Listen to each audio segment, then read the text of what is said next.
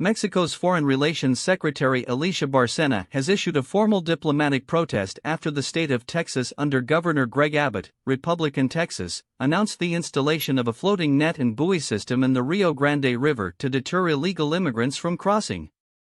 As previously reported by the D.C. Inquirer, the system of underwater netting, secured by riverbed anchors and held in place by large spherical orange buoys, is set to be completed within the next week or so after starting on July 7. According to a report from the Associated Press on Monday, Bárcena, Mexico's most senior diplomat, said that the Mexican government has sent a diplomatic message to Washington, D.C. expressing concern regarding the floating barriers in Eagle Pass. The Mexican government claims that they violate treaties between the two nations from 1944 and 1970 regarding boundaries and waters.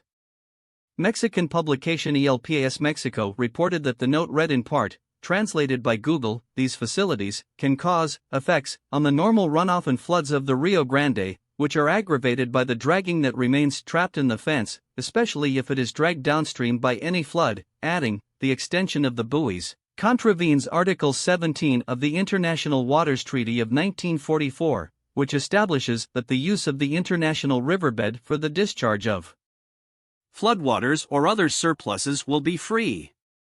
We have sent a diplomatic letter to the U.S. on June 26 because in reality what it is violating is the Water Treaty of 1944, Bárcena announced to the press in Mexico City, according to Reuters. We are sending a mission, a territorial inspection, she added, to see where the buoys are located, to carry out this topographical survey to verify that they do not cross into Mexican territory. Bárcena failed to cite precisely what portion of the 1944 Waters Treaty her government claims Texas has violated. However, Mexico may argue the barrier is a violation under Article 3, which states, all of the foregoing uses shall be subject to any sanitary measures or works which may be mutually agreed upon by the two governments, which hereby agree to give preferential attention to the solution of all border sanitation problems, under the premise that Texas acted unilaterally.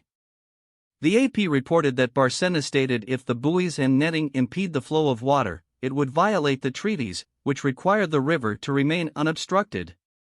The government of Mexico has already requested that the barriers be removed and also complained about a barbed wire fence that was installed on a low-lying island in the river.